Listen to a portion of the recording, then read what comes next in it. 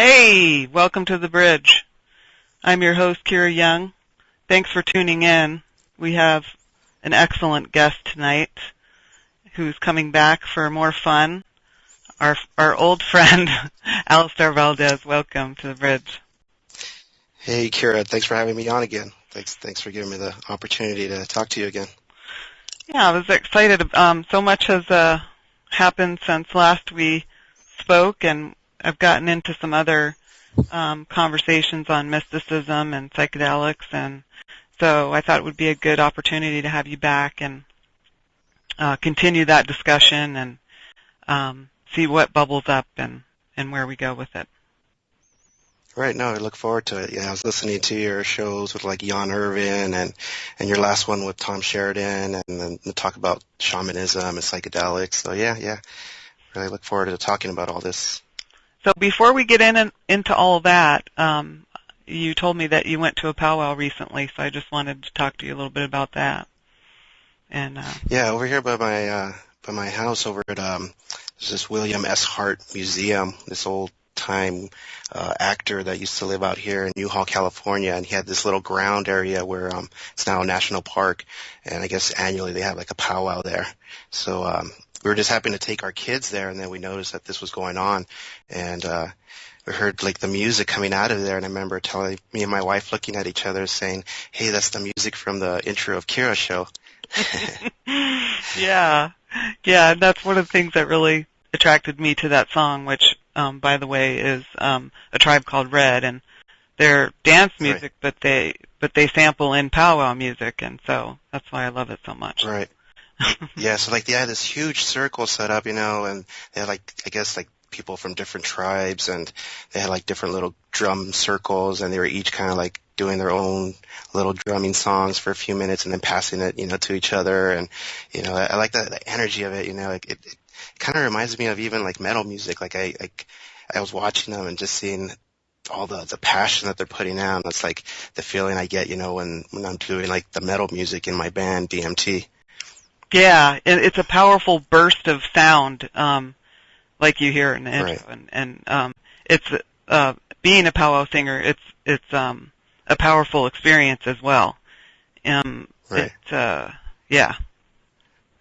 So I'm glad. Something that about the release of all that like kind of inner energy we kind of keep within us, that kind of helps us kind of, with that release, it lets us surrender in life. We're not as agitated and aggressive towards things that come upon our lives. Mhm.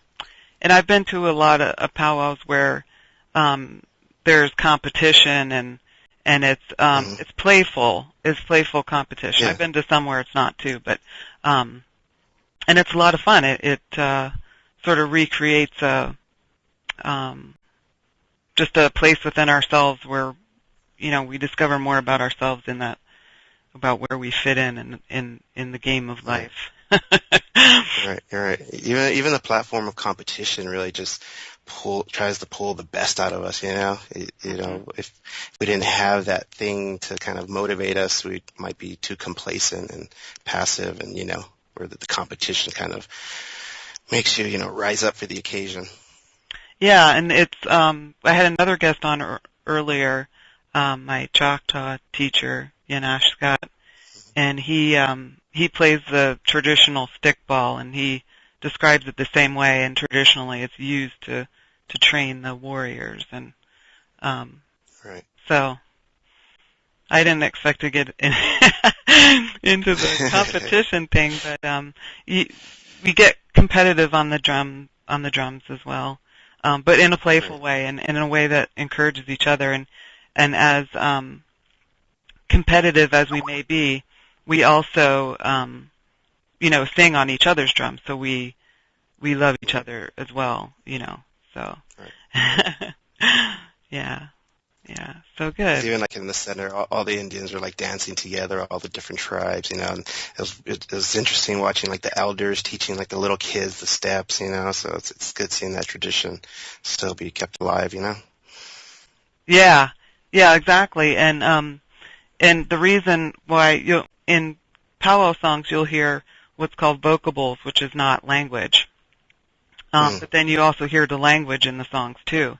And the vocable songs were really so that people who speak different languages could all sing together. Right. As it's, most powwows are intertribal powwows. Right.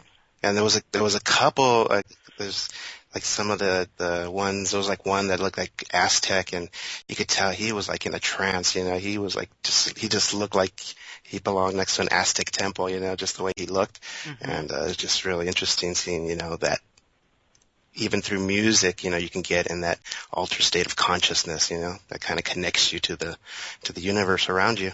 Mm-hmm. Yeah, the Aztec dancers that my family is friends with, because we've done lots of powwows together. They do it's really a ritual that they do for their performance, and they do a fire ritual, and they're immune to it. The fire, it doesn't burn them. It's kind of like a mini little fire walk, but right. it's a mind over matter. Mm-hmm. Yeah. So, and that's like the life of the warrior, it's one that transcends his fears and limitations, and, it's about going beyond who we are today, Today we are limited, even as great as we may think we are, there's still this process that shows that there's more to evolve out of us, Mm-hmm. Yeah. And what I was always taught was that you really have to know who you are, because it's your ancestors that are giving you your power today, that are, right. You're standing on their shoulders, and they're giving you that energy and power that you have today. And so that's right. why so many cultures, they have what they call an ancestor worship, but it's not really a worship of your ancestors. It's a acknowledgement of where your power comes from. Is all it is. Right. Just recognizing it and incorporating it in our daily lives, That's the whole path of being spiritual, and we all have different paths, different ways of getting into this level of awareness, and, I think too many people try to compete, which method is better than which, and, there's a lot of pride involved with it, but in the end, it's about our own process of going through self-reflection and looking at our own unconscious and reflecting upon that, and that's what changes our world around us. Yeah, I celebrate other methods for getting there. Whatever gets you there, that's great, even if it's not what got me there. Just like, you got this push into this deeper level of understanding with DMT, and I'm happy for you. And I don't have, I don't have to do that myself, but it's just you got there that way, and I got there another way, and it's all good. Right.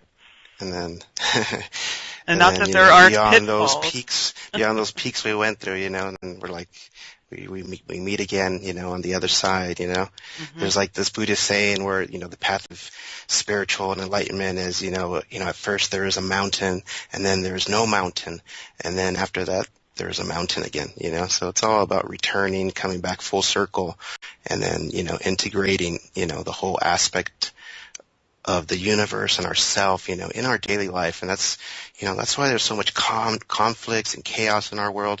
There's just not enough self-reflection on ourselves and how we project so much negative energy just to those around us. And that's just what, the world amplifies and echoes today, because there's not enough conscious, positive messages being echoed out right now. Yeah. Even though there's just not enough bigger, to create those big waves yet. Moving through it, I was always taught that it's, your spiritual path. It's like you go around the wheel of the year, and you spiral through these life experiences, and you're coming back to different things, but you're still at a different place with it. And that, just as much as you need the positive, you need the negative to understand the positive, and that helps you. And when you blend those two together, you become, it gives you this creative energy, and that creative energy gives you a transformative energy, and then it goes back to being the positive, and then the negative, and the creative, and the transformative, and it just keeps going. It never ends. That's a Right. that was one of the things that I So, was taught when in graduate school when I went to Matthew Fox's University of Creation Spirituality is recognizing the spiritual journey in those four paths, right, and that you could find that in every tradition. right. And But I think, instead of seeing it more like a circle, it is more like a spiral, mm-hmm. where I think, when you come full circle, depending on the choices you've made, you're either spiraling down or you're spiraling up, Mm-hmm. I think there is something to, what you put out, the energy you put out that, is greatly a part of, shaping who you are, as a growing conscious spirit, in a sense. Does that make sense? Yeah. Yeah, it is. And one of the things about the culture that we live in, and the way you've put it is people are too not focused enough on the positive, but I think actually people can also be too focused on trying to maintain that positiveness when Right. there's some negative to look at, when there's some shadow work to do. Right. And Right. and that may actually be a purposeful social engineering on the part of the psychopaths in charge to so that we don't move forward, so we stay stuck, so we stay slaves. So Right. Right. it may be, or maybe those forces are within ourselves, or maybe it's both. Right. So, there's influence all around us. So, there's different types of influence. So it's a matter of what we resonate and what you surround yourself with, If, it's wise to surround yourself with people, that are on the spiral path up, if that's what you seek. I think you're right. You do have to experience the darkness. You do have to have failure. You do have to have conflict and struggle. So it's like almost like by having that experience, that's not what you want in life, and then you have to start seeing how a lot of your choices or lack of choices, greatly was a part of putting you where you are right now. We have to see, how that path formed. And within that self-reflection, that gives us the opportunity to, start on spiraling, upwards in a sense. Yeah. Yeah, I agree with that. I think for myself and my health journey, Mm-hmm. where because I've had, a lot of autoimmune issues and since I was a teenager. And Right. so I sought a lot of help, a lot of help, and I got very little. And what I got Mm-hmm. from the from mainstream allopathic medicine was that there was something wrong with me. Right. And they told me all these different things that were wrong with me that were wrong. It just wasn't what my problem, what was going on in me. So, so I also turned to alternative, and I got the same message that there was something wrong with me, that it was my fault, that it was something I chose, and I just did everything that I could, every possible thing that I could to, to heal myself. And Right. now that I'm finally getting to a place where I am beginning to heal, I think that whole facing the dark side of not only myself, but the inner and the outer. So we have to face the darkness outside of ourselves too. We have to name evil for what it is. It's a dual journey, both Right. inside and outside yourself. And I think a lot of us get sort of tripped up on that when we go too much to New Age, or everything is awesome, everything's positive. Just keep Right. keep a good attitude, and it's all going to work out for you, because a good attitude, doesn't heal doesn't heal alone by itself. You also have to really know what's going on, why why you're sick, and you can't know that when you're being led astray. And Right. for my journey, my led astray was that there's something wrong with you, but actually, I I was reacting normally to being poisoned. That was a normal reaction. Right. I just didn't know I was being poisoned, and neither did the people that I tried to get help from. So that taught me that it's both in the darkness is both inside and outside, and you have to face it on both levels to get somewhere with it. Right. Right. So it is the experiencing, and then by experiencing both sides, it's just like the yin yang symbol. You get that complete whole perspective of what it is, to be human. We can't, even though I say we're spiraling up, it's not about staying on the positive side all the time, because even the positive side in the yin yang symbol has a little black dot, and the dark side has a little white dot, and it's like, it's about the balance of the whole thing, so when you understand, there's this whole force and wave and this whole spectrum of experience that allows you to be, a better participant in the game of life, because life is sort of almost like a game, in a sense where you're trying to play roles and you're trying to compete and you're trying to achieve things, and it's really, just like a big platform to play and learn and evolve in a sense. Do you think that there's a global awakening happening, an awakening on a mass scale, or do you think awakening is just part of the human spiritual journey, and we all get to it at some point, or don't, but most of us do, and so we relate to that sort of story, that the awakening story? Right. It seems like it would be difficult to even think that even like one can even stay awake all the time, if you just look at the pattern of our life, we can't even stay awake more than a 24-hour period, our body will just force us to shut down. I think there's something to the process of having that balance where, not everybody is awake, not everybody's asleep. If you go on the moon and look at the earth, that's what's happening on the planet, half is asleep and half is awake, at all times. So I think this pattern kind of reflects into the whole process of how we evolve. That's the whole thing about recognizing patterns. That's key into looking, into understanding yourself. You see these patterns are just echoed everywhere. Mm-hmm.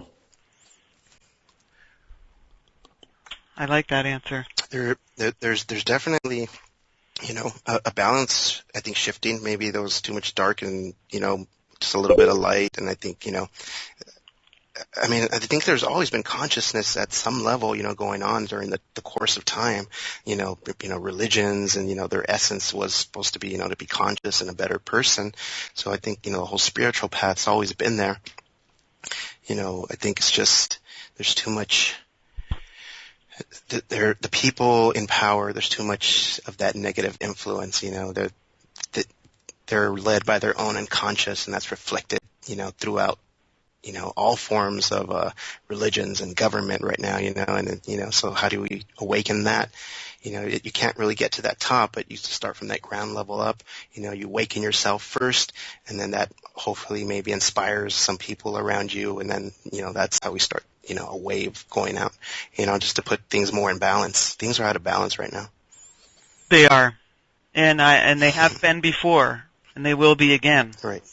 Yeah. Right. Even if, if you believe religions, you believe God, if you look at his track record, he has a track record of wiping out civilizations, hey, you go too far on one side, you become unbalanced, boom, you're done, start over, so I think, by recognizing these patterns, in my own psychedelic experience, I witnessed that own boom, the own death of myself, and I saw that in that process, just really awakens you to the real processes of what's going on in the universe. Well, taking it down, a little bit closer to home, it makes me think about the dying of the empire that we live under. Right. This is what, we've experienced our whole lives is the dying of an empire. And so how do you achieve balance while existing in a dying empire? Well, you notice in the patterns, there's always a few that are the part of that, that do that reset, that are, involved in the next level of what it is to be human, the next consciousness, there's people that come across the sands of time that, that make great changes with just their words, it's the words of great spirits that really are going to, restore the balance. Because words are energy. Right. And it's the direct expressing, it's great, if you become enlightened and then you just stay in your own little shell, your own cave, your own mountain or whatever, that's great. You can do that. But, there's so much, I don't want to say there's work to be done, but there is this invisible push that just always drives to keep things going, to keep evolving, It's like we are part of that process, it's not really an individual doing it, but it's just the whole process, and we are just little pieces of it, kind of contributing to it. Almost like each little cell inside of ourselves individually is very, very important, but it's like it's driving some greater cause and purpose. Mm-hmm. So when you look at your life and your struggles, you see it both as an individual journey and as a collective journey, or yourself as an expression of the collective? I'm just trying to get your because you talk a lot about the unconscious and the collective unconscious, and you use Jungian terms and so I was just trying to get a bit of an understanding of how you see yourself. Well, it's it sounds cliche to say, but it's both. But you do, like when you want to learn quantum physics, you got to start from the beginning. So, when you want to show somebody, you really got to start, what they can relate is. You can't just start telling people about heavens and dimensions and, things mystical. They're just gonna, it's just gonna be stories to them. But they can relate to understanding about themselves and seeing themselves first, because the two are intertwined. There is no division, between, me and you and everything else. There's an interconnection, so that's why our expression affects each other. And, one little thing that either of us say to each other can really change the outcourse of any of our lives. We've I don't know if you've ever encountered that, where maybe somebody you encountered just said something that sparked something that really just, made you awaken to a new layer of life that you were just kind of overlooking. And, that's why we reach out to each other. And, the time to be silent, I think is come and gone. Right now we need now more than ever, people that are awake, not the dreamers. We need people that are awake, that can really make some changes in the world. There's just not enough action going on right now. So it's not the time of the contemplative monk or nun in the monastery? That's the like I could see like the process I went through. Kind of mimicked that same thing. It's just a passing phase. So it's not that we get to a certain point and then we're there. It's like, okay.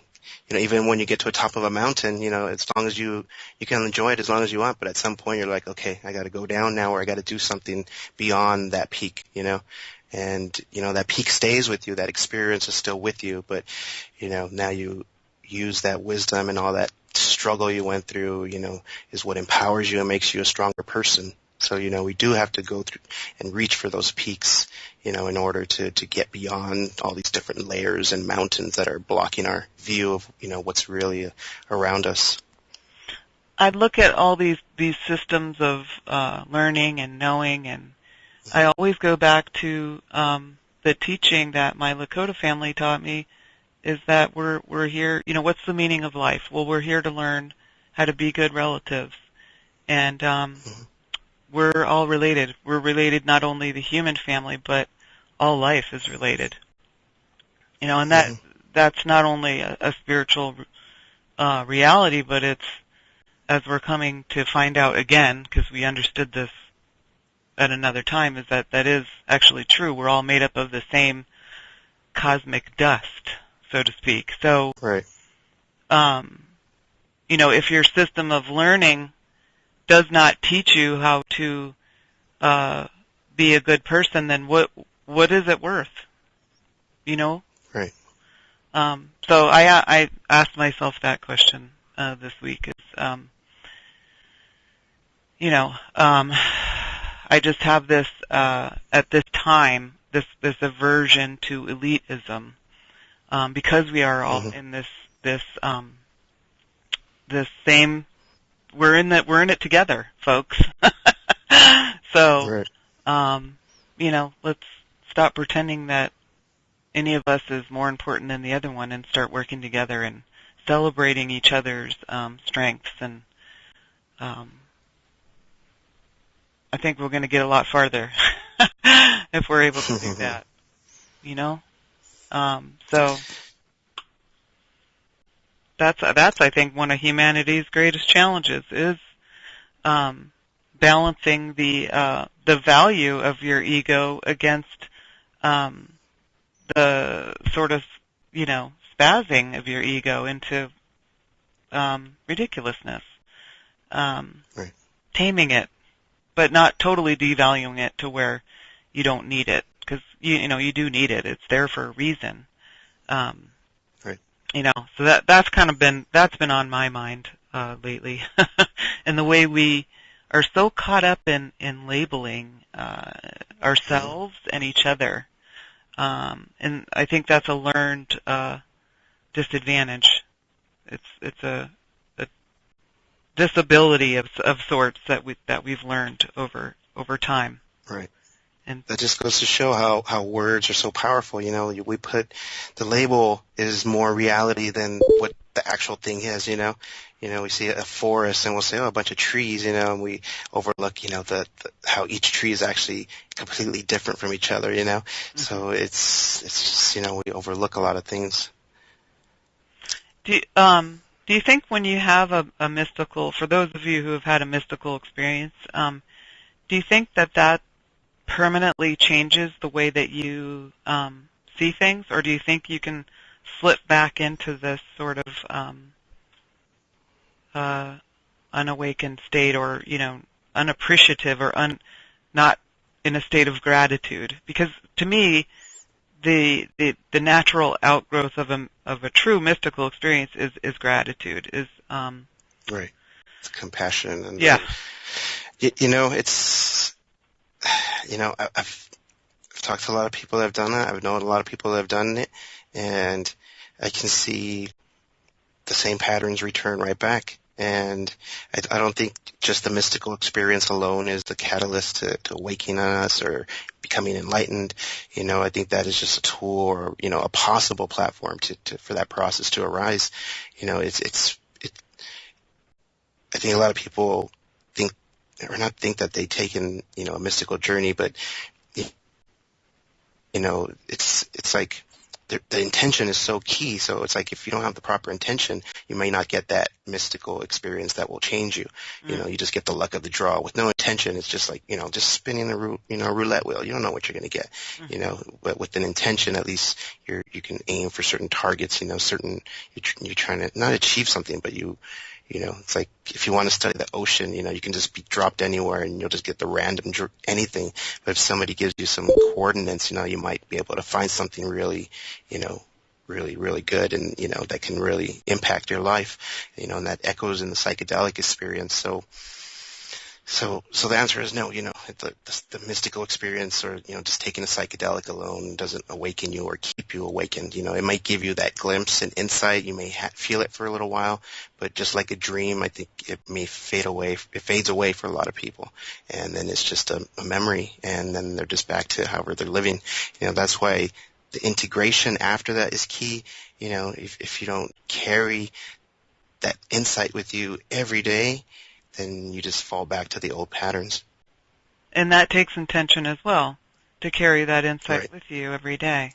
So it's like a daily meditation, but not as something that where you just sit in silence and close your eyes. It's carrying this self-reflective state, everywhere you go, even if you got a job you hate, you're surrounded by people that aren't the best influence, but at least with that self-reflection, you can, you can influence how life is around you, much more. You're empowered, you can, it's definitely, something that can be a great benefit to your life. It's something you have to master, but it's something that just suddenly happens without you trying.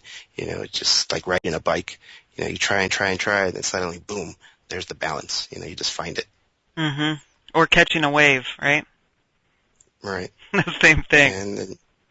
And then you notice that you're doing it just without thinking. It's the non-thinking it's the thinking that messes you up and makes you fall. The doubt comes in, and then that's when we self-destruct and tip over. That's the key in music too. To keep the music flowing through you is to do it without thinking. Right. It just flows. Yeah. A lot of the lyrics and things I'm singing out, it's like as the music's creating, I can almost like hear the words in my head already forming, and I'm just like repeating it. Yeah. And it's like something coming through. Right. Yeah, that's why when we practice the drum and we invite our ancestors to come with us on on the musical journey. Yeah. And that's the full circle, the in and out balance. A lot of things self-correct in our lives, just by having that balance. Suddenly you'll figure out the right things to say, in certain situations. You won't just repeat being a victim or just, being passive. It's always in our life when we step up and voice, that empowered speech. That's when great things change in our life. Empowered speech. I had to repeat that because part of my journey has been losing my voice and regaining it again. Right. But I didn't do that alone. I had guides, I had fellow travelers, I had people who cared. So that's it. That's where community comes in and family, and Right. we can't do it alone. Right. It's like, reaching out to different people, meeting new people, all these little exchanges. That's why I think Facebook is great in a certain way. It does, a lot of it is really just enforcing people's ego, but it does give you the platform to reach out to people you never would have. And that interaction, when you meet other great spirits on this, tremendous path that, everybody's on, it really kind of pulls the best out of us, That's why I like talking to you, it just really pulls it out, it's like a direct reflection of the greatness in each other. It was just, it makes us, I don't even know what I'm trying to say, but you know what I'm saying. It's just, it helps in our evolution, I think, Yeah, it's part of it. I mean, and it's part of also seeing what the problems and issues are. The things that you don't want in your life. When you witness Right. the drama and the unnecessary, mean-spiritedness and things like that. You say, okay, that's that was unnecessary. Some conflict is absolutely necessary, but a lot of it isn't. A lot of it just really isn't. But for me and social media, and there, I feel new to it all the time, even though I guess I've been doing it a while. But for the first time in my life, I don't feel like I'm so different and weird and strange. Like I've found a bunch of other weird and strange people to exchange, ideas. Right. And Right, and that's like this how like we met, without the Facebook, our lives, our ships would have crossed across the ocean, and never would have met each other, but so, it's like the evolution of technology goes hand in hand with the consciousness, they're both kind of together, kind of, there's something where it's like, there's something coming through on each side helping each other out. Well, it's a human invention, so Hmm. it's part of our collective creativity that this came about, and maybe some of our paranoia about things like being spied on, and all that is it's all part of it. It's all part of, because for myself, I had to go through this. Well, okay, I got stalked by a psychopath on Twitter, and I had to go through this thing where it just was like, okay, it was really hard for me to I'm going to do a radio show. I'm going to put myself out there. I'm going to, really scary. It's kind of one of the Right. scariest things I've ever done. But now that I'm doing it, I feel like I'm doing something I was meant to do, like really meant to do for the first time in my life. So, um, It's not like the fears were unwarranted. I mean, these are things that actually existed. There is darkness in the world. If you live in the forest, there are bears lurking out there. That yeah, can come out. That beast is out there. And it's like, so it's not like fear should be unwarranted. It's just understanding that it's out there. And then you're not in fear. Just running from it. You learn that people still do live in the forest and live with beasts out there, and and find that balance. So it's just a matter of what you surround yourself with. yeah. Sometimes I do, though. I just kind of like, what am I doing? What am I doing? What am I, crazy? What is, I mean, I really do feel like that sometimes, but then, I have a really great discussion, and I know that I'm doing what I'm supposed to do. Right. But it's still scary for me every day. I'll admit that. I will admit that.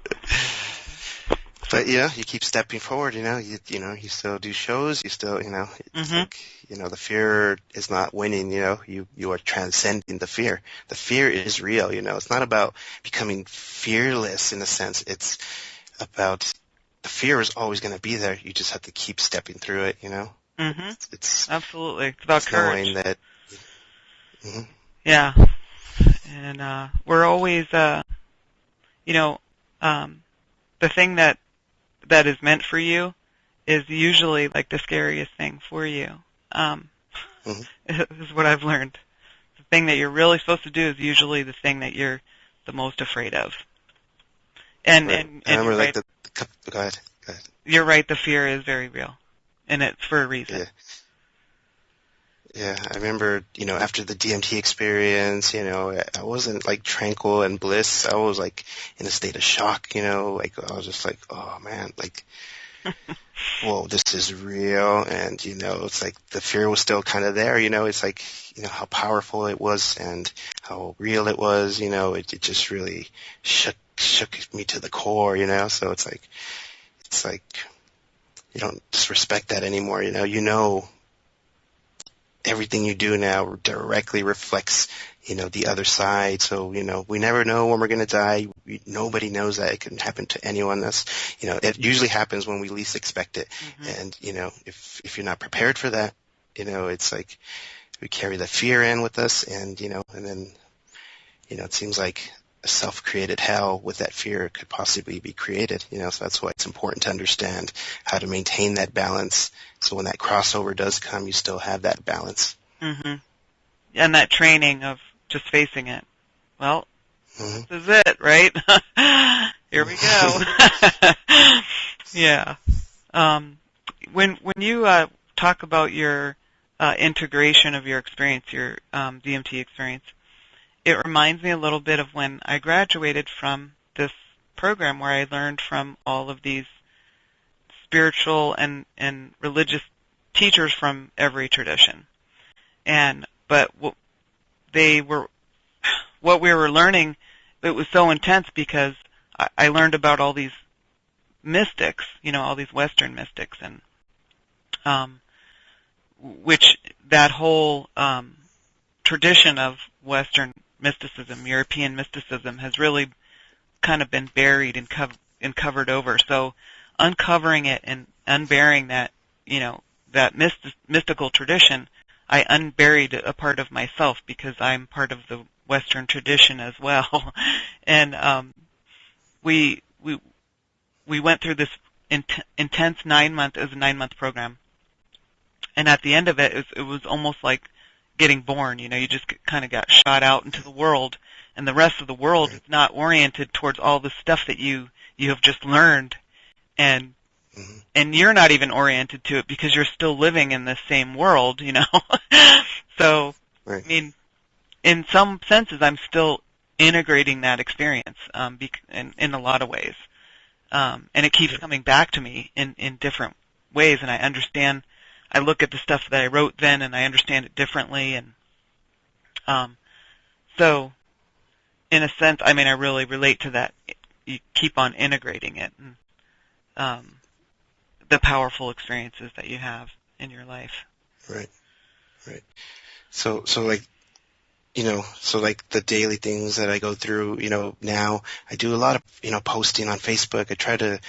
There's always this spreading of this message, of other people's wisdoms and just, key little boiled down memes that really can, maybe make a person self-reflect into looking into themselves. It's not about, finding, getting a message that's going to change you out, but getting a message out that'll spark that self-reflection in yourself, and there's different ways of getting a person to do that or assisting them, if they're looking for that, and they're through Facebook. I think a lot of people are seeking that. So I remember at that powwow, I met this shaman, and I went up to him. There was like a line to go meet with him. And he had this feather and some sage, and he was like going through this little thing where he's like brushing you down. And I remember there was this girl before, and he stayed with her a little bit longer, and she was crying, and you could tell he was like really deep in her soul, just, whatever they were saying, they had this deep connection and going through some trauma. She was purging something out. And then, so she went through, and then I finally went up, and I asked him, "Are you a shaman?" And he just looked at me and said, "If you say you're a shaman, you're not a shaman. If you say you are a healer, you're not a healer. I just do this because if I don't do this, these people that are seeking may find somebody who has bad intentions. And, it's almost like a duty that I have to do this. Otherwise, they might not find a way out of that darkness." Mm-hmm. Mm. And, I was just like, yeah. It's like, I think a lot of people, when we achieve certain things, we want to boast about it, and kind of say, I'm a shaman, I'm a healer, I do this and that, but it's not about who we label ourselves as, it's about the energy you're continuously putting out. That's what defines you. If you're not putting energy out, are you really that person that you say you are, Right. And are any of us really, Right. I was going to tell you about, I don't know if I told you about my experience with the medicine man that I went to go see when I was depressed, and really depressed. It was like, I was going through a lot of changes, and I went to talk to him, and I had a lot of physical pain as well, and he talked to me for a little bit, and he was very nice, and he gave me like all of these sort of home remedies and things to bring comfort. And I went home that night, and I cried my eyes out just all night long. And in the morning, I went out into the courtyard area, and I just sat there, and I closed my eyes, and I just started praying, like, thank you for my life, and then I heard the beating wings, like the vibration that the hummingbirds make, and I felt tingling in my toes, and it traveled all the way up to my head, and like out the top of my head, and I opened my eyes, and there was all these hummingbirds flying around me, and I got this just like all buzzing around me, and I got this really, this joyful feeling, and it was a wonderful feeling, and I just, wow. And I stayed out with them as long as I could, and then I got ready for my day, did my thing, and I did that every morning. I would go out, and these hummingbirds would come, and that was like 14 days in a row. And on the 15th day, I went outside, and they weren't there. And I was like, oh my God, where are my hummingbirds? Like, what am I going to do? And so I got ready and I went outside. And as soon as I stepped outside to just get on with my day and do my things that I was doing, there were hummingbirds everywhere. Everywhere I went, I would see them everywhere. And I would sit down and one would land in a tree next to me, and everything that I did, they were there. They're just ever present. Right. And this was when I lived in California, so they were there all the time. And, I've talked to a lot of people about this experience, but since then I've had this hyper awareness of them. Right. And now that I live on the East Coast, I know when they're coming, I know when they're, when they're gone. And they do bring joy. I sit out with them for hours and I'm almost on this different, I don't want to sound like cheesy, but a different vibration, like a faster vibration. And sometimes if I'm with them for a long time, I feel like the world is in slow motion. I don't know if that makes sense, but they make me happy. And I just think that medicine man, he sent those hummingbirds to heal me and bring me joy, and they have ever since. And there's these, a lot of us have these experiences, that kind of validate, the true magic of the universe, most of us think everything is just cut and dry and very, non-mystical and non-magical, and there is, magic if we look for it, one of the visions in the DMT experience I had was a vision of Buddha, and I remember directly afterwards driving home, looking at the mountains, I could see like the same head figure chiseled like in the mountain perfectly, just that, just there, and it's that same, it's almost like a validation, like it's, these little signs kind of just that you're on the right path, you're on the path of magic, Mm-hmm. Yeah, you're always gathering medicine, your medicine. Wherever right. you go on your journey, you're gathering more of your medicine and more information about what you're here to do. Right. Yeah. I think that's where we resonate. I think a lot of it, we're just like the hummingbirds, we're resonating with your energy there. I resonate with your energy as you come out, like as, someone that's actively trying to heal people, and that's what it comes down to. Even the psychedelic, it's about healing ourselves, it's not about trying to become a god and, powerful. Greatness comes out of like compassionate work and, and having empathy, it's not about, trying to go as far as you can and visit aliens and different things, it's Yeah. like that doesn't make a hero or a warrior, it's what you do in your daily life, and how you reflect that positive energy out to everyone around you, because the balance is untilted in everyone, it's reflected in the world, that bigger pattern is reflected in all of us. So, those that sense that other side, it's like, there's no value to hide that wisdom, we need to actively share it with those that need the healing, if you have medicine, there's no use, there's no value keeping it in your refrigerator, Mm-hmm. It's about giving it out, people, we all need to be healed, and together as a collective, we can shift that balance to a more, yin-yang symbol, right now, that balance is, tilted too much one side. Mm-hmm. And that's why I love this radio station too, because that's the whole idea behind the station is just give it away, put it out there. People, there's a lot of Right. suffering, and people are looking for connection. They're looking to make sense of things, and whatever piece of it you've got, put it out there, and we're all gonna figure it out together. And that's where I'm at, because I've learned so much from people that I've talked to on Right. this show, and just in general in the social media world. I've learned a lot. Even about myself, I've learned a lot. And I'm still learning. And it's like the greatest teachers are those that have gone through the most struggles, it's like they're passion and the way they've overcome the darkness, that's what inspires people, that they can do it also themselves, It's like, even like the ancient stories, you could talk about Jesus and the story of being crucified, and all the struggles he went through, and, that all that struggle, still to today shapes how the world, really thinks about everything, Mm-hmm. So it's like,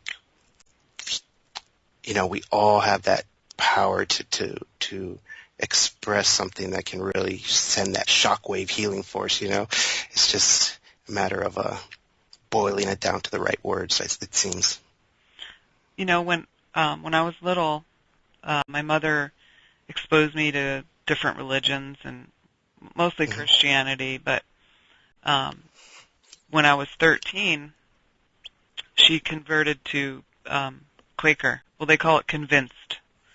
And so I started going to these Quaker meetings with my mom, and it was a really different experience because it's kind of like a group meditation, and and there's no leader.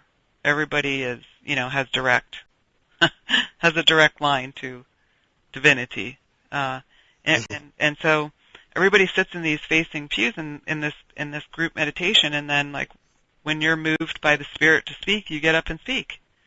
And what's really interesting, what I found really interesting about it was that someone would get up and say something, and then they would sit down, and then we'd all kind of think about it or, meditate about it, and the silence, the things that bubble forth and, up in the silence. And they always talk about the value of that silence. And when the next person would get up to speak, you were a lot of times you were kind of thinking some of the same things that person says when they get up. And Right. that's part of, I think, the imbalance of our world right now is that there's not enough silence. There's not enough, like you say, reflection. And I think reflection does require some silence. So that's part of it. But there's, Right. there's actually never any silence. In reality, there's never silence.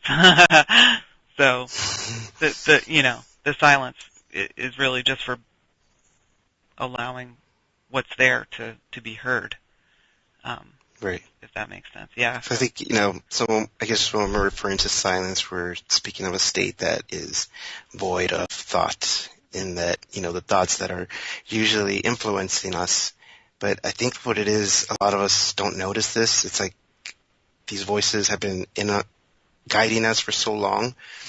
We feel that it is us, in a sense, and we don't reflect on the fact of outer forces that may be whispering influence to us, and how it echoes, even just in our outer reality, how everything that you hear and people that say everything that they say to you, directly changes, the state of your own consciousness, and there's no choice in it. If you hear a negative thought, it's like it's almost natural to get upset. It's like like a magician shoots out magic. It's like it affects you, and so that's why having that balance when somebody throws that negative energy at you, it's like what that is now. You don't just get overwhelmed by it. It's like you don't get upset of if you're surfing, if you don't get upset of the wave that throws you down. It's like, okay, yeah, you're powerful, but I'm going to get back up and ride you again. Right. Yeah, you know how to stay grounded, or you know how to stay in a place of courage, or that knowing Right. you can face it. Right. So, do you think that that we have guides, both in both worlds as well? Like you have your guides in this world, and you have your guides in the other worlds. Do you think you can be fooled by that as well? The guides that aren't really guides. Well, I remember hearing a discussion on one of your last shows, and you kind of referenced that, of are you sure you're supposed to trust these things that you see in mystical states? Mm-hmm. Besides the good energy, there is a lot of darkness and tricksters out there, But it's a matter of what you resonate to.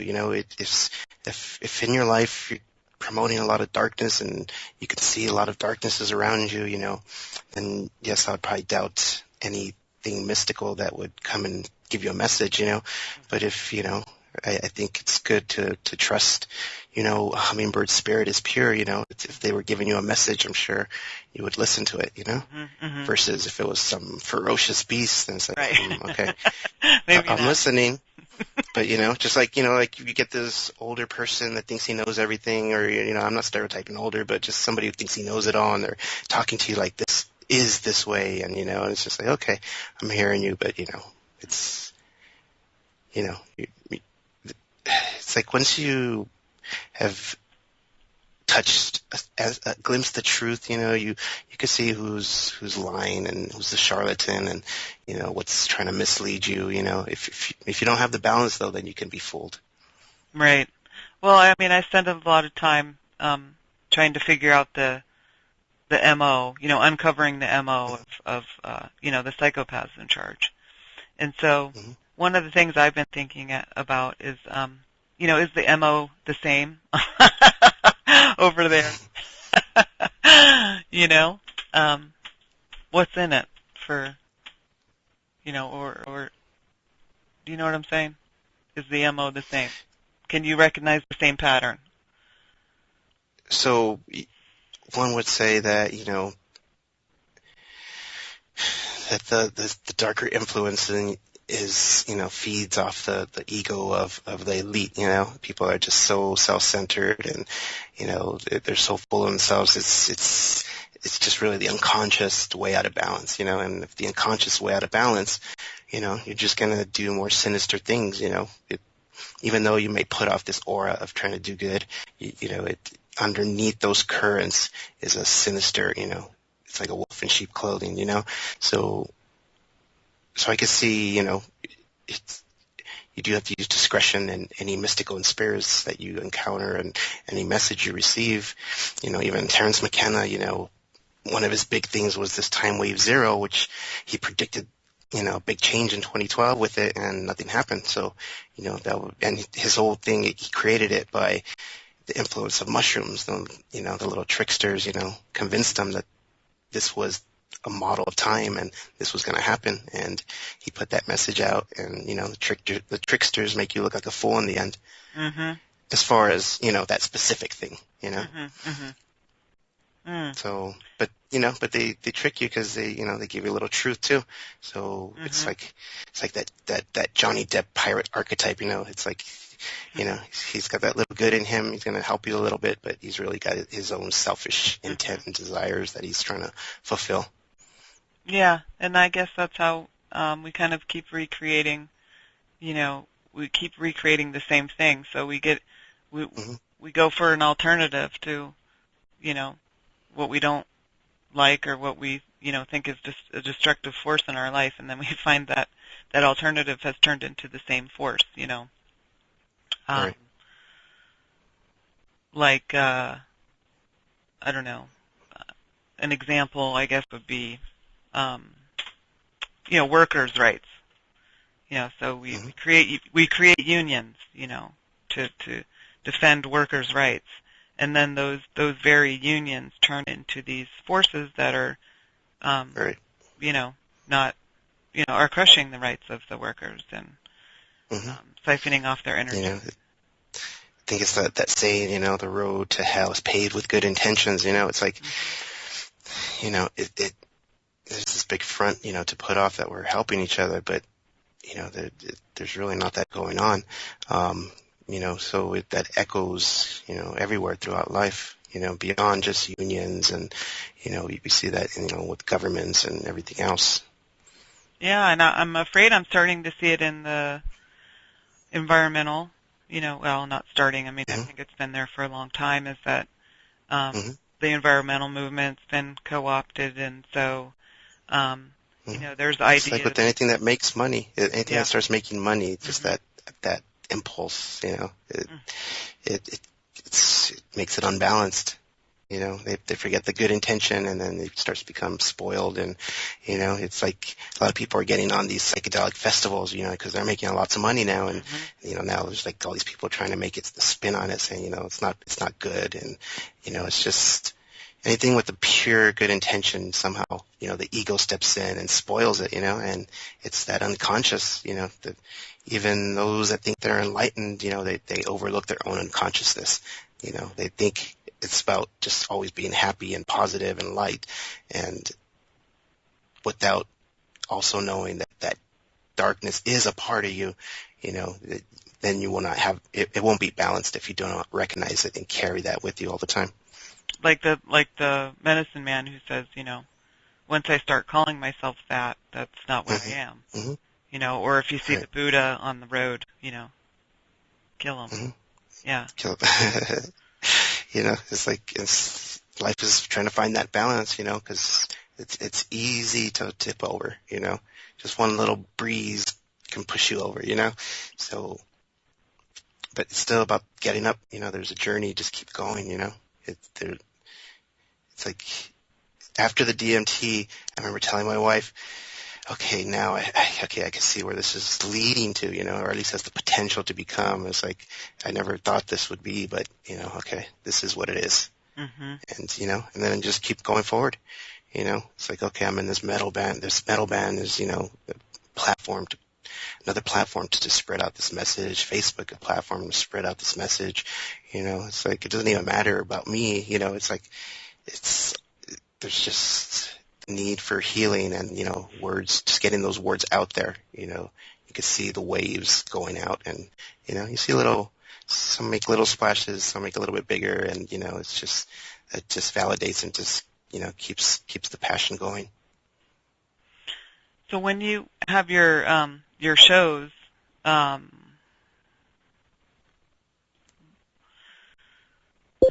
how do you see your shows as reflecting this message as well? I mean, when you perform live and stuff, what are the things that you kind of add to the performance that bring this your message? Well, as far as the music, I mean, even though our name is DMT, so it kind of already puts us into this spotlight, of of what it's going to be about. But we don't really go up on stage and just start preaching things. It's all just empowering people. It's the music and the message is more just bringing awareness to these altered states of consciousness. It's not about we're trying to preach to anyone. It's just more about raising that awareness. Using words so people can self-reflect on their own ego. I think there's a lot of debate and a lot of clashing over the definition of ego, and we need ego for this, and and it's like, no, you're supposed to dissolve your ego, and and the ego is just the roles that we play, and understanding that by playing these roles, we make change in the world. So it's not about, I think what happens is a lot of people get lost in their roles and become like an actor who just gets so lost in the role they forget who they are, and they just become that role. So they become unbalanced again. You're a dreamer again. And we need more people that are awake. Because being awake allows you to make better decisions and choices in life versus the unconscious. Usually will just lead you to a path of self-destruction.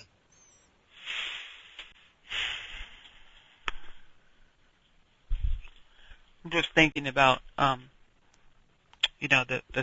self-destruction thing and addiction, and how that's really really connected. And you can't. It's like a process that the addictive process is it's going to kill you unless you face it. So I'm just thinking about the irony of how a drug can push you out of that. A drug like DMT or some other type of psychedelic drug could actually push you to the point where you could see how you can change that destructive, addictive pattern in your life.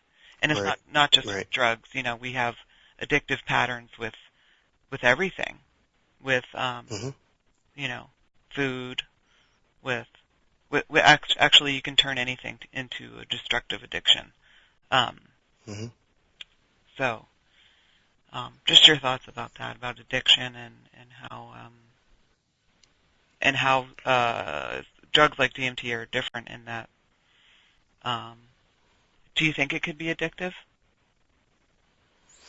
Um, I know there are some that like to boast that they do it a lot, but Hmm. it's it serves like a different function. So it's like two different things. It's like exercise or sex. It's like it's two different extremes. I think there's something about chemicals and how they the synergy of how it interbonds with your DNA and your mind, and that synergy of the two that come together that create this platform.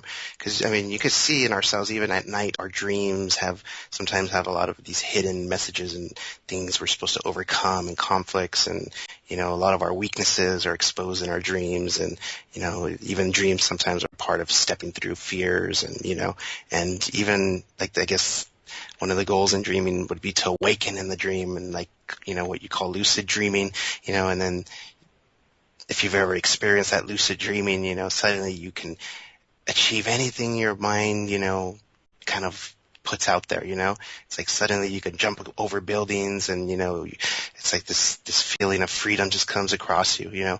And same thing in this life. If we awaken in this dream and see the roles that we play, witness the ego at work and the unconscious forces within us, that just allows us to keep that balance in life. So even without the use of drugs, do you think you can get addicted to, pushing yourself through these doorways? Do you think that can become an addictive process too? So, addiction stems on clinging, so clinging is the process of not letting certain things go. It's like even when we achieve, peak, then some people want to keep climbing a different mountain and just keep going for another peak, another peak, another peak, where there's still other options in life. So, everyone's different, so it's hard to say, where I think maybe there's in certain chemicals that cause the self-destruction, like heroin and opiates and all these different things. Maybe there's a spirit within those chemicals as well that, is kind of feeding off of people. And, so if you follow that trail, that kind of makes the people that push it out kind of have a sinister aura around them, Mm. Well, you talk about So, wanting the next, the peak, the peak, the peak. I mean, a psychedelic experience would seem to me to be a peak experience as well. So, mhm. so I imagine that it could become addictive. I mean, people always argue that it's, that it couldn't, that it can't be because it's a totally different, most people do, become addicted to alcohol or things like that to sort of put themselves back into a comfortable numb. But I'm just thinking on Right. the other end of it, you know. So you're saying like an addiction to mind expansion, I guess. Yeah. Somebody who just keeps wanting to expand. Mm-hmm. So there is something that happens, where, I think there is going too far where if you do keep going in that mystical, you become detached from this realm. Mm-hmm. You're still a conscious spirit. You're still doing things. You're still reflecting on whatever it is that you're reflecting on. But as far as like this continuum, this reality, you're detached from it. That you're not grounded in this myth, this dream, whatever you want to call it. So there's great work to be done here. That's why we are here. Mm-hmm. We wouldn't be here if there wasn't some grand purpose behind it all. It's like nature doesn't make anything for no reason at all. Even the tiniest bugs, the little germs, the little cells, it all has a purpose behind it. Yeah, everything. So anything in this reality that denies that reality, like that there isn't a purpose for you as a person or any part of yourself, right? That's part of Right. our our slavery. Right. So, we're sold that, reality is a certain way, and if you're not achieving something, if you don't have a goal, if you don't have a career, then you're insignificant, And, it's not true. We are all conscious spirits. There is the collective, but there is also a form of a connected individual. It's hard to describe it. It's like it's something that you could glimpse, but it's like, it's like you're trying to look at your own eyes. You can't really describe what it is. So it's not supposed to be. I think we get stuck trying to label it. And that's the problem. We're not supposed to label it. You're supposed to just be it. It's not about what you talk about. It's who you are. To go back to you said you listened to the Jan Irvin interview. Do you think we've been sold getting high as spirituality in a cultural sense? I can see where one would want to, put some pieces together and kind of streamline the story like that.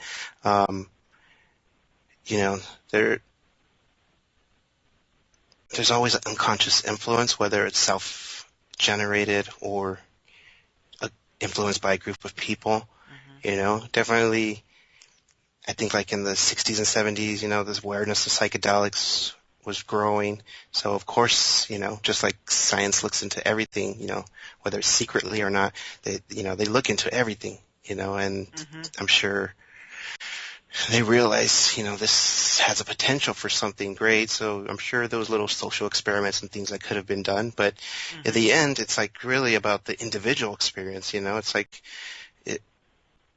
I didn't understand how Jan Irvin was trying to say how they invented the mystical experience, that before that there was no such thing, where you'll see ancient religions that were based on psychedelic use, show this connection to this divine realm, even before, in technology or anything else, So to say it's the CIA that created it, that kind of just makes me question, why someone would want to put that type of message out there. It's like, it's almost ludicrous.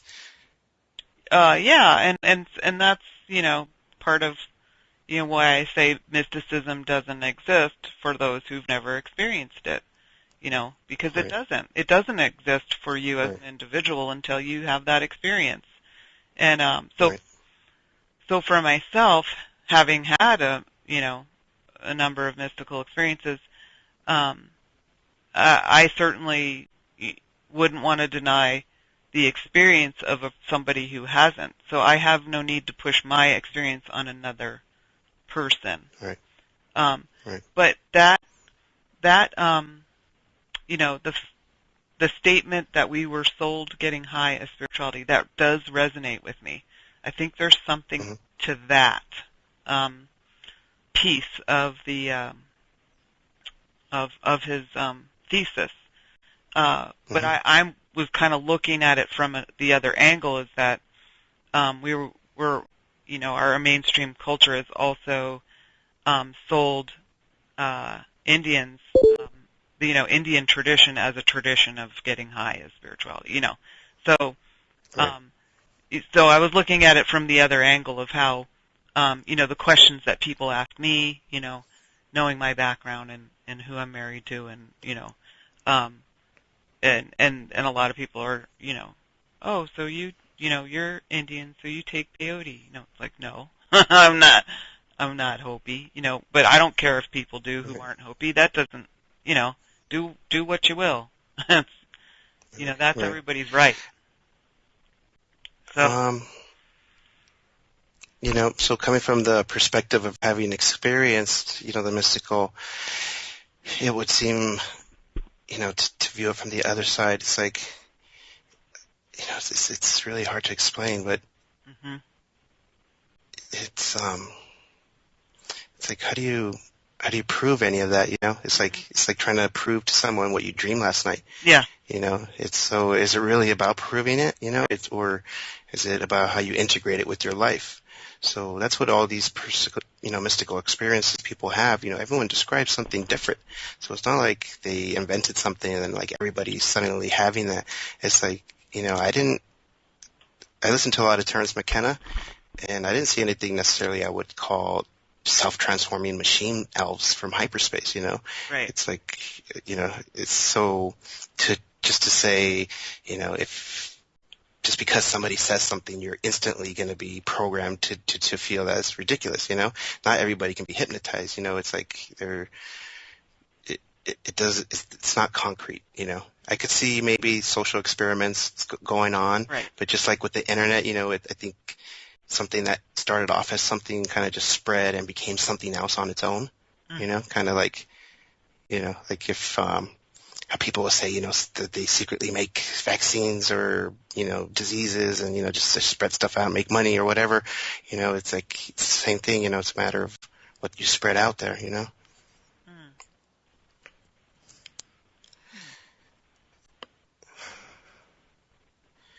Just considering what you're saying there. Yeah. Yeah, I hope that I hope that there's a little less hysteria involved with these sort of explorations of different ideas, and because sometimes I think we can get a little bit hysterical about a new sort of way of looking at something, and that's the way it is, and now that I know that that's the way it is, and now I got to go argue with everybody about it, Right. But where does that get us? And one of the things that I learned from my Lakota family too is that, a lot of times things that are seemingly opposing and, can't be true at the same time are. And, our job in life is just to navigate that and, deal with it, because, your reality is your reality, and my reality is my experiences are my experience that shape the way I look at reality, just like yours are. And neither one's more important, neither one's more valid, so how do we be good relatives with each other if your experience is, that hasn't equipped you for understanding mine, or yeah. And I think that's what the whole American experiment has included, with that clash of cultures between, the dualistic, either or and the both and. Because indigenous cultures, not only in America but the world over, all indigenous cultures were and are and will be aware of that both and, that these two or more seemingly opposing simultaneous realities are all realities. They are all real. And none of them negate, my experience doesn't negate yours, and your experience doesn't negate mine, even though they might be not seem like they could coexist in the same reality. Right. So, but I think what we can recognize, even though the details vary, on our experiences and our lives, what we can see is the resonance of certain energies, certain processes that are the same, and I think like when I look at the artwork of Alex Gray, he really depicts both sides, people want to think he's only just drawing, beautiful mystical visions, but in the corners he has little demons and little devils and, poking and prodding, things. And, so it's like, so it's about witnessing these patterns, that are always kind of, shifting back and forth with each other. And, the psychedelic definitely showed that pattern, it shows the inside and the outside. So, you get that perspective, you could do other things besides psychedelics to reach that state. There's deep mystical, meditation, different, methods and routines, and you can glimpse that inside outside feeling. Sometimes an extreme experience forces you into that, and all of a sudden, we call it an anxiety attack or something, and that's really just a merging of the inside outside, and you're just like stuck in shock, So it's about recognizing these patterns, and sharing how, I think, sharing is the key key thing. We share our stories, not so that people believe what we're saying, but so that maybe it influences and sparks inspiration to, for them to start searching within themselves, looking at their own unconscious currents, seeing how their energy affects those around them, and that's, how we create change together as a collective. And the change is from, not recognizing what the illusions are in our life. And for me, that some of, the illusions that I've come to notice, when you share, then you find out that other people see the same thing. So again, I'm Right. back to not feeling Right. like the only weirdo, Right. But So it's like those hummingbirds. Those hummingbirds are like, hey, there's one right there. Let's go check her out. It's like they knew that you knew. It's like there's something they saw in you that makes them. Hey, let me see this little beautiful light right here. They come check you out. Yeah, either that, that, and sometimes I think that that medicine man like sent them to me, or that they were like spirit birds, that Right. because they do say about hummingbirds that they fly in between worlds, and sometimes before they go, like this year before they left, I had this thought that maybe they were waiting for some sort of portal to open, because how did these tiny little creatures fly so far, like so many thousands of miles, and they have to eat every few minutes because they're so tiny So small and they move yeah. so fast. Hmm. Yeah, they're a mystery, and that's what's so fun about them too. Right. So, so even beyond mystical, beyond dreams, even just everyday reality, we can see these magical patterns everywhere, we just dismiss things as, oh, that's normal, oh, that's birds migrating, whatever, but really, there's a lot of magic that underlies a lot of stuff that's around us that we just overlook, Yeah, I think we can orient ourselves to that every day with our intention. Right. That's everyday practical magic that you can do with yourself, through gratitude, through the spiritual practice of gratitude and compassion. And that's not aligned with, that's not the representation of any religion or anything. That's just, how to be a better, happier person 101, or, more centered or more balanced person, because that's another myth too, is that we're supposed to be happy all the time. I know, exactly. Yeah. So, it's, the journey includes stumbles, it's like, I still stub my toe on the corner of the bed, the things still, happen that, we can, that forces to apply these everyday lessons, so it's different though, because now, by seeing it as a game or, seeing it as a platform for the expansion or decay of our spirit, there's a different level of interaction now with everyday experience.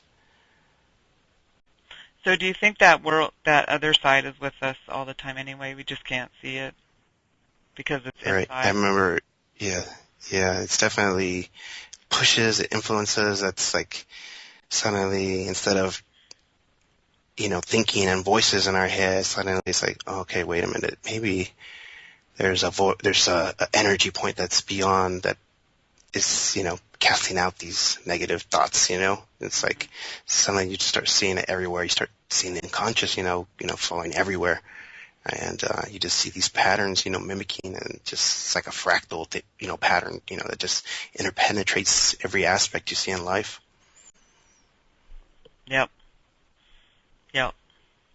And I'm okay with mystery. Like, I'm okay with not understanding.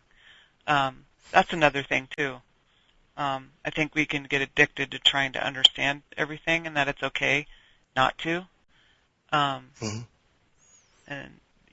there's a song that that keeps coming to my mind about that, about how I finally understand it. You can't be understood. Is the reframe in that song, and there's a joy and there's a pain in that song, in the voice of the person singing it, but there's a freedom to it. You know, it's like, does a fly or an ant, need to understand who we are? It's like, they're dealing with their own thing. We each have our own level of karma, our own level life path. Whether if it's through reincarnation or whatever belief you think it is. It's like there is this continuous process, it seems, of evolving and decaying. So are we supposed to be stuck in this circle, or are we supposed to, transcend beyond that circle, or, sort of like this, it's like, even like if people that create children, are you just going to just be yourself and then that's the end of it? Or do you bring something else into this world, this new life, this new thing, so that's what's missing. There's not enough new ideas. There's not enough newness, to make changes in the world that are drastic enough, to see, in our life. We need more new ideas, it's like we got enough technology, it's now we need new ways of how to live with each other. Yeah, I mean, how to interrelate, because everything and I think is geared towards separating us. Yeah, so, the only way change will ever be, I think, really, really, is through the youth, and you start young and then it slowly works its way through the chain, on our last interview I mentioned, 30, 40 years from now, all these evil people in the world that are ruling everything and making wars, they're all going to be dead. And, so there's going to be a whole different generation that's going to choose how, consciousness evolves. Yeah, but I think there are also forces at work that, are going to make that probably even harder for the youth, because our perceptions are highly managed by I call them the psychopaths in charge, or as Thomas Sheridan calls them, the lords of perception, the media, and the lords of perception are in the alternative as well. So I just look at my son and I think, wow, he's got even more to dismantle, like even more illusion to dismantle. But at the same time, I have so much hope because he gets stuff that I just figured out. So there's this, they have a lot more to overcome, but they also have a lot more understanding and information available to them as well. Right. So that's why, the expression of energy, is how the world changes, if it's whether with our children or our friends or, anybody you interact with, that influences the state of consciousness. Well, I pray for it every day. Some people think that you have to pray to a God or pray, to Jesus or, but when I pray, I'm praying with this sense that I'm praying with all of creation, because I'm part of all of creation, and all of creation is part of me. So I call it praying with. And so it's part of my practice of gratitude. And I start with being thankful for my life and my relationships, and it goes on from there. And and it just gives me this sense of connectedness that I can carry with me throughout my day. And so that's how I start my days. Right. Because I want to. So really, meditation is really just the focused practice of self-reflection. You're just deeply in tune to your life in this moment. It's like thoughts usually worry us about the future, or chain us to the past and all the negative stuff that happens to us, and the thoughts come in and remind us about this, and make us off balance. So it's the recentering, sitting down. So I think meditation is key in the practice, beyond having a walking meditation, but just having that one moment where you can sit out of the chaos of life and recenter yourself. Even if it's just before you go to sleep, or when you wake up. We have to have that daily practice in our life. Otherwise, it's too easy to be that actor just lost in their role. Mm. Mm-hmm. It's like reminding yourself, Right. or resetting your, you know, resetting your bullshit clock. Right? All right, I did all this bullshit today. Now let's reset it. Get back to what I'm really Right. here for. That's why a lot of times we could be mad about something and then we go to sleep and wake up and then we're just not really as mad about it as Yeah. we were before. It's like each night we go through a little mini ego death, where we're just completely shut off and reset, but most of us just go back to the same patterns and just continue the story of, of who we think we are and how we should be. But, overlooking that every day is a platform to be really anything we want to be. Anything at all. Yeah. Hmm. I truly believe that. And I've experienced the most tremendous transformation over the past year. I guess it's almost a year now since I started doing radio on Tyrannosaur, and I don't know where this is leading to, but at the same time, it's not that I don't care. It's that it just feels so right that it's got to be leading somewhere good, and it's got to, I get so much feedback, that really good feedback, that it helps me to keep it up, because again, I go back to admitting that it scares the crap out of me. So just like the hummingbirds, people that come up to you and validate your life mission, that's just kind of another way of the mystical universe, just showing you how all these pieces are lining up and coming together, and your part is very crucial, so, keep doing what you're doing, here's a little positive reinforcement, but tomorrow a new show, a new day, keep moving forward.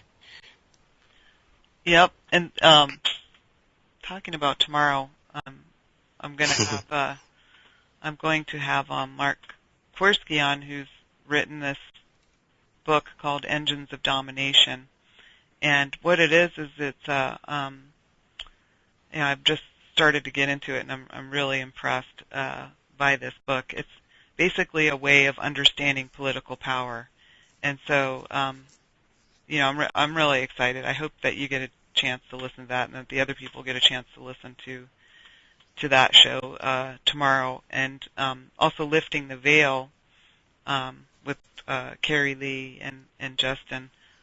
They're putting out a visual representation of the book. It's going to come out probably over the next week or so.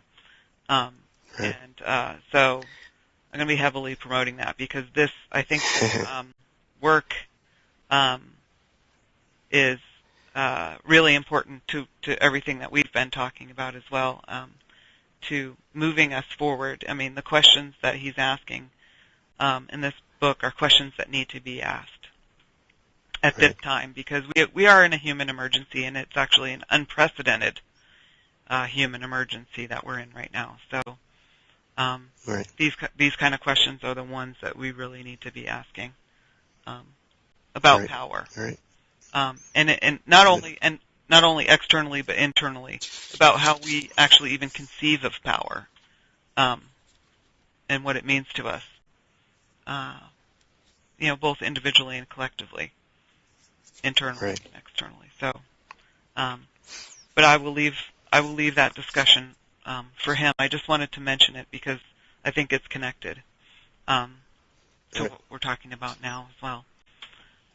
Yeah, and it's the way you describe it, it's like the greatest teachers, don't give you the answers, they ask questions so that you can self-reflect, so that's why, they talk about, the greatest teachers always talk about, the path within, but it's by asking questions, certain questions, you can get people to self-reflect on things they normally would not, so that's the whole thing with expressing, somebody who writes a book, that's like empowered speech, it's like, it might not be all truth, it might, there might be some things that are not quite right in, the way we describe things, but the essence and the passion at least can spark somebody to, get that inner dialogue going. Mm-hmm. And, the elite controls a lot of those mechanisms of um, communication. But since we have this new, like you said, the internet has gone and we've taken it for our own, and we're using it for our Right. own. So, the elite wouldn't let a book like that get out because these questions are so important and may change the course of things, how they are now. We can now get that out there anyway. Right. We can now find different publishers, or we can self-publish, or we can get that information out there no matter what it takes. And that's Right. that that's the other thing people have to let go of too. Is the old way of doing things. Where you have this gift to give. This is what gatekeeping is all about. Is about keeping certain people's gifts from coming to the community, from being able to be given to the community. So that's what marginalization is about, right? There's all these people with gifts, but they can't give them, and that's where this frustration is, and that's where the movements that we've seen rise and come forth, punk rock and heavy metal and all of these, ways of expressing this frustration of not being able to really give your gifts, and that's what our youth are still experiencing. That's what we experienced as youth as well, is the roadblocks. And I'm always coming back to this. Well, yes, some of them have to be there for you to go through your development and become what you are, but some of them are really excessive. Some of that gatekeeping is so excessive that I think it's kept really important messages from, getting out there and getting to where they need to get. So there's Right. that too. There's, you got to go through, your obstacles in life, but there's a lot of excessive obstacles as well, and I think we're finally starting to get to a place where we've figured a workaround to that as well. And one of and it's a back and forth. They'll figure out ways to gatekeep and keep people from getting the message out, but they'll never stop it because there's so many of us. Right. And so few of them. So, and it's like, I think, so when people tell you, that your message helps them, this validates, what we do, it's not just me and you. There's a lot of people that are actively trying to express a more positive message out there and to work on the self and so forth, so,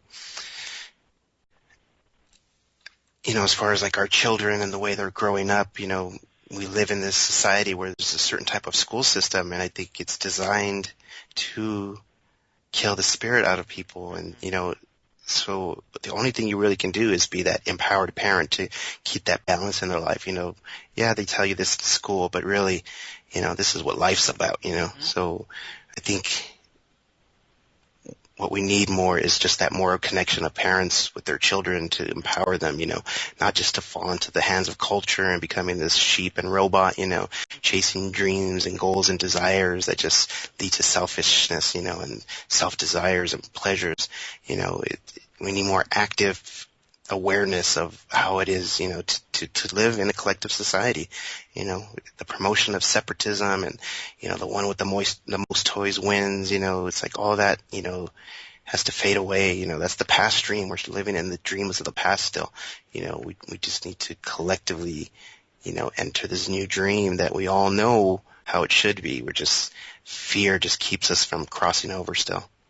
Do you think that our inner knowing that there's a better way to live, do you think it comes from that there was a place in time that we did live this way, and that's sort of in our DNA, it's in our, the cosmic dust that makes us up, because we once lived in this collective way that was giving and sharing and peaceful and, Or I guess, it's like the awareness of another way of being, kind of just makes you want to say, hey, the rules that we're living with, let's reevaluate this, these things are not really fair, it's like we've created a game it's just that lets the unconscious thrive, it's like, we've killed the collective, let's make a collective game this time, hmm. Yeah, I mean, I personally believe that we know this, we have this internal knowing because we've lived it before. I think that we all have a piece of the past with us. So we all have this, inner know. That's where this idealism comes. Like, I know there's a better way. We're not meant for this. We're not built for this. We're not. Right. That's where this recognition of that this is an illusion, that we're still living in slavery, that even though we're not getting whipped and we're not being starved and we're not, working in the hot fields and these horrible things, we're still slaves because, because we're not able to, live the way we're built to live. We're built to not to toil. Life isn't meant to be toil. Right. So we have to know that because we once had that. So like the things that you do, does that break you away from that feeling? It's like, isn't there something required to be done to make you feel you're not just lost in that collective unconscious flow? Yeah. I mean, I know. I have to go to my day job and stuff, and I could look at it as this negative thing, like, oh, I'm a slave and I have this slave job and stuff, but I really don't, because my calling is to help people, and that's actually what my job is as well. So, even though it's maybe in a form that might not be what's best for humanity, the government form, I still am living what I'm here to do, which is to help other people. Right. So I have, the only frustration that I really get now is that is whatever ways I'm prevented from doing that, by the system or by the bureaucracy that I have to. It's like we all know there's enough wealth in the world to feed everyone. If the world leaders were had compassion and empathy, the world could be this big harmony. But there is this active choice not to do that. They want things in their specific way. So it's like, so how do you change something like that? Yeah. It has to be both on the individual and collective, internal and external. It has to be all that. Right. Yeah. So it's like if we can't give up our own ego, we don't want to transcend and dissolve and, not cling to that image that we think that we are, how can we ever expect that to be done by our world leaders, It's like they're just human just like we are, It's like most of them. But you can see it.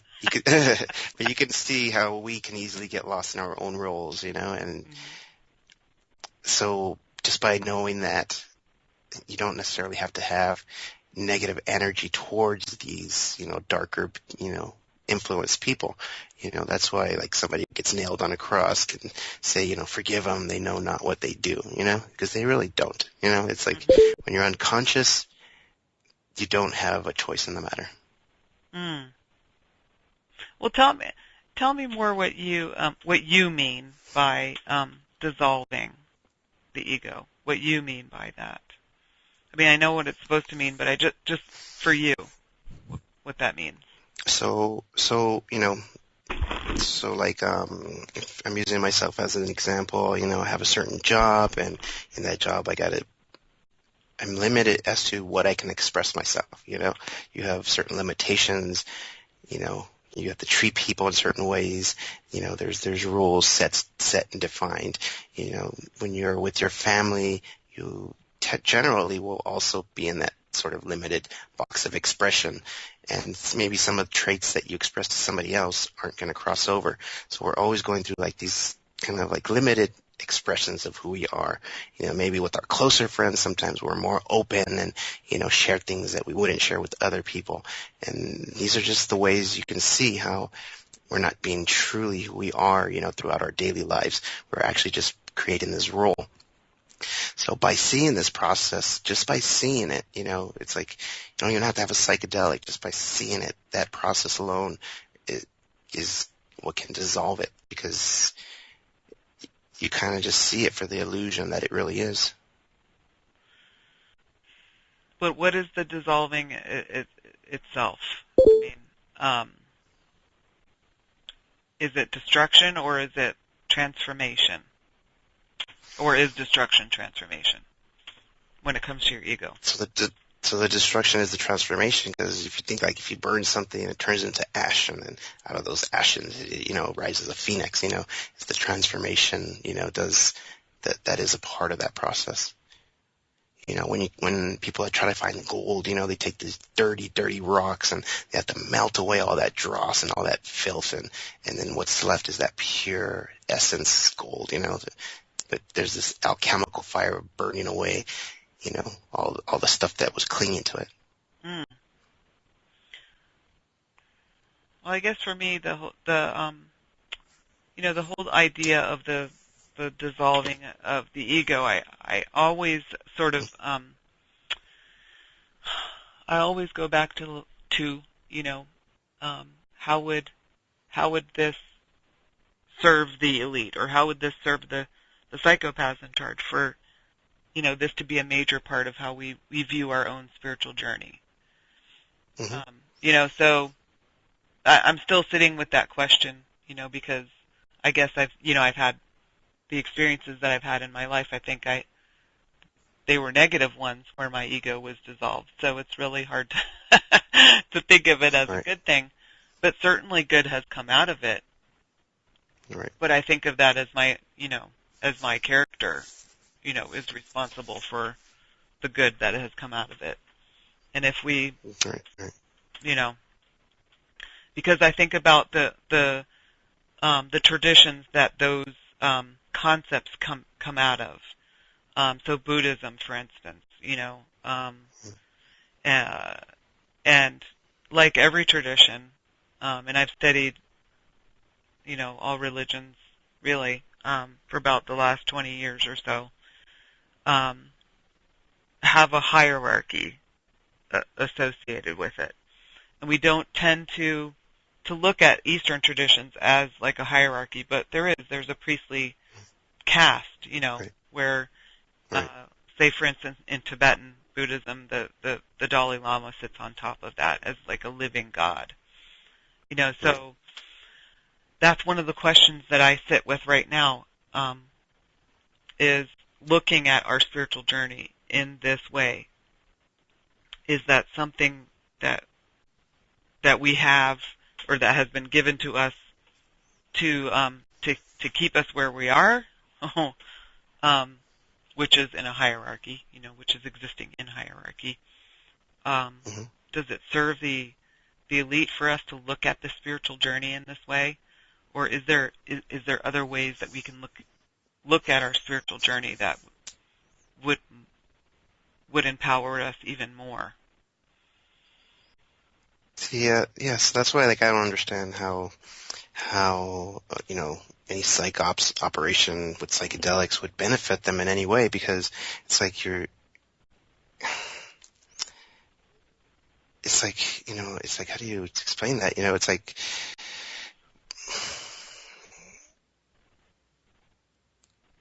it's like when you bring up the Dalai Lama,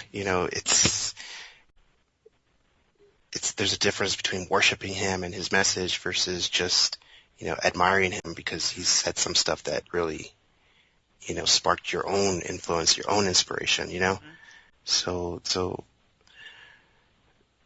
So hierarchies, could be seen differently, in that regard, It's like, Right. the difference is the Dalai Lama doesn't act like some powerful leader, Right. He doesn't abuse that power. And that's where, like, the world leaders abuse that power. Everyone's looking for them to help us, but, they don't carry that compassion that someone on a spiritual path, carries. Mhm. Yeah, I mean, it's just one of the things that I wonder about, because you find it in different forms in every, he's certainly not what we think of as an elitist, right? But he is, Hmm. considered a living God, and he is, the big boss, I guess, with Tibetan Buddhism. So, Right. um, I think about that, but then I also think about how culturally, when we look at cultures other than our own, we may view um, their power structure uh, in a way that isn't completely, understood, because you're looking at it Hmm. from your own cultural perspective. For instance, um, the way Europeans viewed natives and chiefs and things like that. It's like, okay, these guys are the bosses, and um, but yet, the true leaders would say, no, no, no, like I serve, I'm serving them, and they, and it's them that gives me that right to serve, the people that give me, so, could we be looking at, or could I be looking at it from a different cultural perspective? I don't know. I don't know. That's You know, because I would just see it, like the same thing, like people getting together to see a rock concert. It's like people want to step away from all their conflicts and trauma, and just to get in that meditative state. It's like with any music, any concert you go to, everyone is just in their zone. Nobody's playing a role, nobody's pretending to be something. Everyone is just who they are in that moment, and it's just like, so the same thing. Like I could see, the people going to the Dalai Lama to hear that thing. It's about getting together to be in that collective consciousness that's about expanding, the compassion and empathy. So, mm-hmm. it's easy to twist things and see things, differently, and always look at that sinister intent, but there is something always positive behind everything. So even like the people with darkness and trying to change things for their own selfish desires, they still have a little bit of a good intent hidden, within that darkened heart. You think so? I mean, I think certainly there It's a could be. part of being, so it's like they're not exempt of that, even, it's like they have a family, and I'm sure they still, a lot of people still show loving feelings, towards people they love and the family and, whatever, there's still a part of that's hidden within themselves. And it's by Yeah. recognizing that, through that self-reflection, you know, through that ego-bounding experience, which, they all lack, and unless they experience that, they're never going to have that mirror to see who they really are for themselves. Yeah, I don't know if everybody is capable of that. Um, I think Hmm. the vast majority of us are, but I think that something happens sometimes that you know um, there are those that walk among us that there is something missing. You know. Hmm. Um, yeah. I mean, just because I've experienced it, and I still don't understand it. But I'm, you know, a long way along the path of understanding it than I have been. But I believed that for a long time, and actually believing that everybody has that spark of good kind of got me into a lot of trouble in the Right. past as well. So I want to believe, but I don't anymore. Right. I just I want to though, but I mean, really, the vast majority of people are good, decent human beings, and what I think the elite has been doing all along to keep their power structure in place, where they have all the power and we don't, is by fooling Hmm. us into thinking that we're just as bad as them, that we are Right. and that they're just as good as us. I think Hmm. that perhaps the elite are a different um, type of person. Not that we should all grab our pitchforks and go for it or anything like that. I think that it's better to focus on the vast majority of us who are good, decent people, hmm you know, for your own sanity, that is. Right. But again, we So can't that's why, ignore it. We can't ignore it either. boiling down to the self-reflection, and which is the only thing, that you can ever make change of is yourself, looking at that, so, we could spend our lives, marching and protesting all these people and, but is that really what we're here for, It seems like we're here to really, really work on ourselves, and a lot of the details, yes, we're oppressed, yes, there's, corruption and all this stuff, but, look closer at yourself, are you corrupt? Are you selfish? Are you, looking at how you're interacting with everyone, that is, I think, the first step we need to do, before we start seeing, changes done on a bigger level. We need more conscious people, out there. The voice of the good is too quiet right now. Mm-hmm. We need the empowered spirits out there. Yeah, who are willing to put themselves out there. And when there's someone right in your face and right in your life who needs your help and assistance, there has to be that willingness to give it. Because none of us Mm-hmm. got where we are by ourselves. None of us. Mm-hmm. No matter how we might try to fool ourselves into thinking it's all me, none of us. Right. Got here. The universe gives us that lesson, very often, Mm-hmm. we all get that person that comes up out of the street and begs us for money. And, a lot of us judge them, react to it and, we got money in our pocket, but, we're not going to give you any of our money.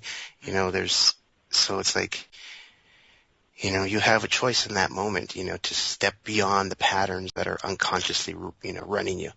These are the moments that you have, to rise up and be beyond who you are today. It takes a hero to open his wallet and just give all the cash out to some stranger, because he knows that's going to help them. If anybody's begging, it's like, imagine their life story of what they had to go through to get to that point where they're begging for money.